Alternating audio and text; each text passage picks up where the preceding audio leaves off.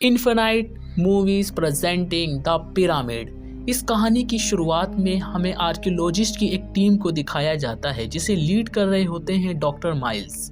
उन्हें ज़मीन के नीचे एक अजीब से पिरामिड का पता चलता है और ये पिरामिड होता है मिस्र में, जहाँ सभी पिरामिड्स की 4 साइड्स होती हैं। ज़मीन के नीचे इस पिरामिड्स की मात्र 3 साइड्स हैं। आर्कियोलॉजिस्ट की टीम इसकी खुदाई करना चाहती है, इसके अंदर एंटर करना चाहती हैं, लेकिन मिस्र के लोग ऐसा नहीं चाहते, इसीलिए वो प्रोटेस्ट कर रहे हैं। दरअसल आज तक जिसने भी इस पिरामिड्स की खोज की है वो बच नहीं पाया और मिस्र के लोगों का मानना है कि अगर इन पिरामिड्स को छेड़ा गया तो मिस्र में एक बहुत बड़ी आफत आ जाएगी जिसे रोकना इंसानों के बस की बात नहीं होगी। लेकिन डॉक्टर माइल्स और उनकी टीम गवर्नमेंट से इस बात की इजाज़त ले लेती हैं कि वो इस नए पिरामिड्स की खुदाई करेंगे और इसके अंदर एंटर करेंगे।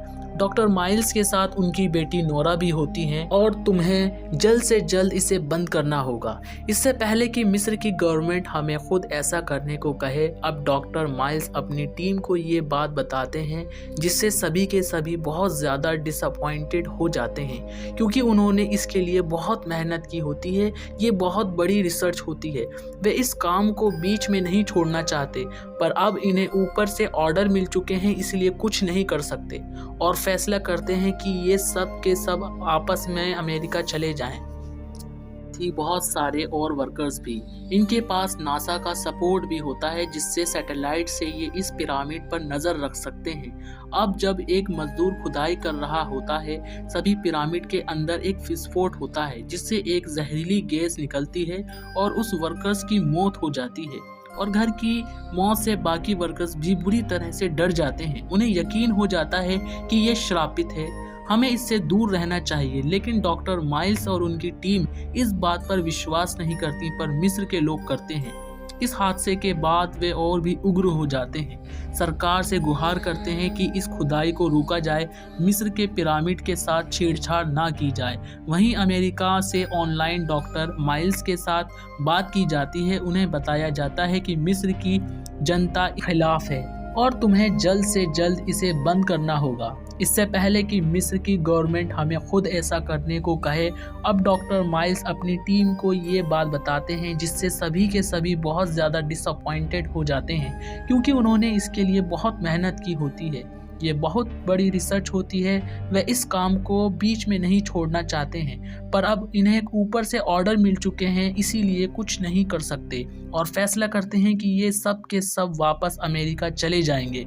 लेकिन डॉक्टर माइल्स की बेटी नोरा नहीं चाहती कि वे अमेरिका वापस जाएं और वो सभी रिसर्च से कहती हैं कम हमें एक बार इस पिरामिड के अंदर जाकर देखना चाहिए कि ये सबसे अलग क्यों है, इसके अंदर ऐसी कौन सी खास बात है कि इसकी 3 साइड्स हैं और ये क्यों इस ज़मीन के नीचे दफन करके रखा गया है। सारी टीम उसकी बात मान जाती है और तभी फैसला करते हैं कि ये उस पिरामिड के अंदर जिसकी 3 साइड्स हैं किसी भी हाल में एंटर करेंगे और ख़ुद ज़मीन से पहले ये उसके अंदर एक रोबोट को भेजते हैं जिस पर कैमरा लगा होता है और ख़ुद उसको मॉनिटर में सब कुछ देखते हैं। जब भी मॉनिटर में देखते हैं तो इन्हें पता चलता है कि ये ग्रामीण सच में दूर पिरामिड से पूरी तरह से अलग है और इससे पहले कि ये इस पिरामिड के बारे में और कुछ जान पाते, इन्होंने जो अंदर रोबोट कैमरा भेजा होता है उसके ऊपर कोई हमला कर देता है और इनका कनेक्शन टूट जाता है। सब इस बात से हैरान होते हैं। इन्हीं में से एक कहता है कि शायद कोई जानवर अंदर चला गया होगा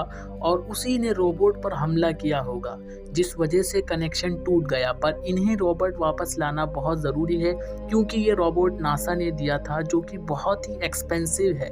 और सबसे बड़ी मुश्किल ये होती है कि इनके पास अब वक्त बिल्कुल नहीं होता क्योंकि गवर्नमेंट ने इन्हें ऑर्डर दे दिए होते हैं कि इन्हें जल्द से जल्द यहाँ से निकलना है। यहाँ पर आर्मी भी होती है जो इन्हें यहाँ से जाने के लिए कहती है और पूरी टीम फैसला करती है कि ये पिरामिड के अंदर जाएंगे, अपने रोबोट को वापस लाएंगे और साथ ही पता लगाएंगे कि कोशिश करने की कि इस पिरामिड के अंदर ख़ास बात क्या है। अंदर जाने से पहले ये एक पोल के साथ एक तार बांधकर अपने साथ ले जाते हैं ताकि ये रास्ता ना भूल जाएं और अब ये सब के सब पिरामिड के अंदर एंटर कर जाते हैं। अंदर बहुत ज़्यादा अंधेरा होता है, इन्हें कुछ भी समझ नहीं आ रहा होता और ये धीरे धीरे पिरामिड के अंदर बढ़ना शुरू करते हैं और कुछ ही दूर जाने के बाद इन्हें 3 अलग अलग रास्ते मिलते हैं। ये कंफ्यूज हो जाते हैं कि इन्हें कहाँ जाना चाहिए और जब इन्हें ऊपर का रास्ता दिखता है तो इस सब के सब ऊपर जाने लगते हैं। ऊपर पहुंचने के बाद इन्हें मिस्र के पुराने हथियार मिलते हैं जो राजा रानी की सेना युद्ध में इस्तेमाल किया करते थे। अब जब ये इन हथियारों को देख ही रहे होते हैं तभी उन्हें पता चलता है कि डॉक्टर माइल्स ने जो अपने साथ तार बांधी थी जिसके सहारे इन्हें बाहर निकालना था वो अब टूट चुकी है। इसका मतलब ये होता है कि इन्हें खुद ब खुद रास्ता ढूंढकर यहाँ से बाहर निकलना पड़ेगा, जो कि इतना आसान नहीं होगा।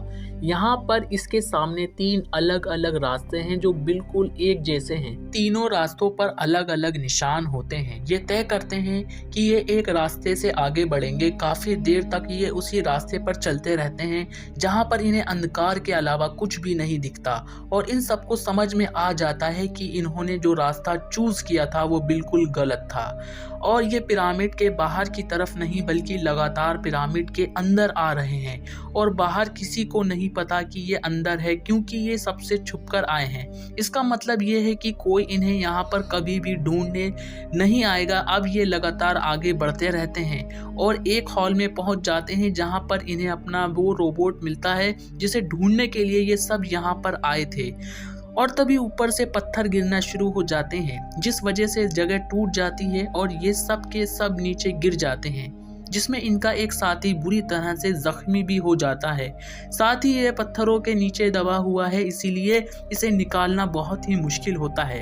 अब इन्हीं की टीम में एक लड़की ऊपर की तरफ जाती है और जब वो ऊपर जा रही होती है सामने से एक अजीब से जानवर आता है जो उसे पंजा मारकर जख्मी कर देता है और वो ऊपर से नीचे गिर जाती है।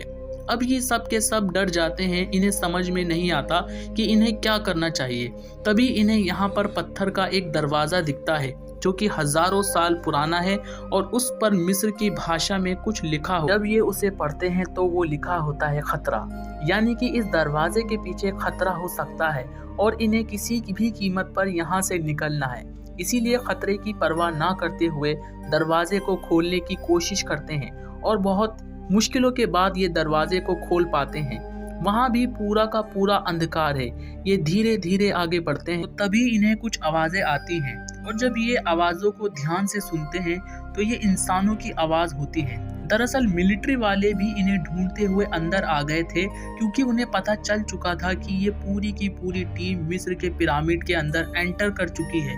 पर इससे कि ये उन आवाज़ों की तरफ बढ़ते, इन्हें अपने उसी साथी की जो जख्मी है जिसे छोड़कर ये आगे बढ़ाए हैं उसकी चीख सुनाई देती है। ये सब के सब आपस में उसी जगह पर जाते हैं और ये देखते हैं कि इनका साथी जो उसी जगह गायब हो गया था। देखकर ये सब के सब डर जाते हैं। नोरा पूरी तरह से घबरा जाती है। अब नोरा के साथ जो दूसरी लोग होते हैं वो नोरा को और उसके पिता को ब्लेम करना शुरू कर देते हैं। वो कहते हैं कि तुम आर्कियोलॉजिस्ट हो और तुमने पिरामिड्स के बारे में इतनी पढ़ाई की है, तुमने उसके ऊपर रिसर्च की है और तुम हमें यहाँ से बाहर भी नहीं ले जा सकते। मगर सच्चाई तो ये होती है कि इसमें डॉक्टर माइल्स और उनकी बेटी नोरा की कोई भी गलती नहीं है। इस बिना के 3 वॉल्स हैं और ये बाकी पिरामिड से बिल्कुल अलग हैं। इसीलिए नोरा और उसके पिता को इस पिरामिड के बारे में कुछ भी नहीं पता होता।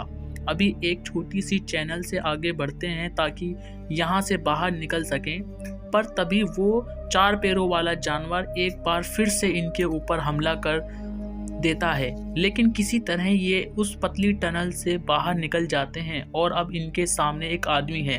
दरअसल ये सोल्जर है जो इन्हें यहाँ पर लेने के लिए आए हैं।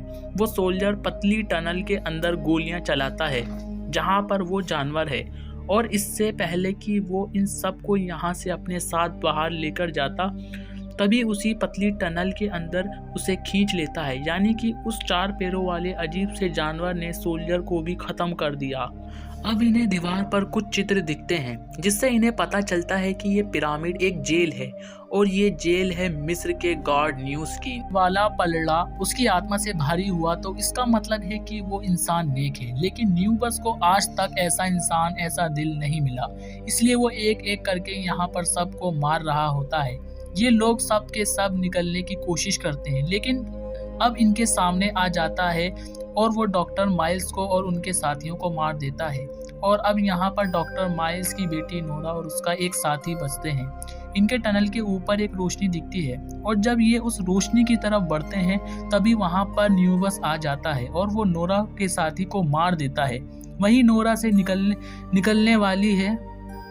दरअसल उसे स्वर्ग से निकाल दिया गया था और उसके बाद उसे इसमें कैद कर दिया गया और उसे तभी मुक्ति मिलेगी जब वो किसी ऐसे इंसान का दिल हासिल कर लेगा जिसकी आत्मा, जिसका मन, जिसका दिल पवित्र हो। इसलिए इंसान को मारकर उसका दिल एक तराजू में रखता था, जिसकी एक तरफ उसकी आत्मा होती थी यानी खुद की आत्मा और दूसरी तरफ उस इंसान का दिल। वाला पलड़ा उसकी आत्मा से भारी हुआ तो इसका मतलब है कि वो इंसान नेक है, लेकिन न्यूबस को आज तक ऐसा इंसान, ऐसा दिल नहीं मिला। इसलिए वो एक एक करके यहाँ पर सबको मार रहा होता है। ये लोग सब के सब निकलने की कोशिश करते हैं, लेकिन अब इनके सामने खुद न्यूबस आ जाता है और वो डॉक्टर माइल्स को और उनके साथी को मार देता है। और अब यहाँ पर डॉक्टर माइल्स की बेटी नोरा और उसका एक साथी बचते हैं। इन्हें टनल के ऊपर एक रोशनी दिखती है और जब ये उस रोशनी की तरफ बढ़ते हैं तभी वहाँ पर न्यूबस आ जाता है और वो नोरा के साथी को मार देता है। वही नोरा निकलने वाली है। दरअसल जो सोल्जर टनल के अंदर आया था उसने यहाँ पर एक सीढ़ी छोड़ी थी और उसी से चढ़कर नोरा बाहर निकलने वाली होती है कि वो थकान के कारण वहीं पर बेढाल हो जाती है। अब उसके अंदर इतनी हिम्मत भी नहीं है कि वो आगे बढ़ सके, जबकि एग्जिट उससे कुछ ही दूर पर होता है। तभी वहां पर एक बच्चा आ जाता है जो नोरा के कैमरे को उठाता है और उससे खेलना शुरू कर देता है।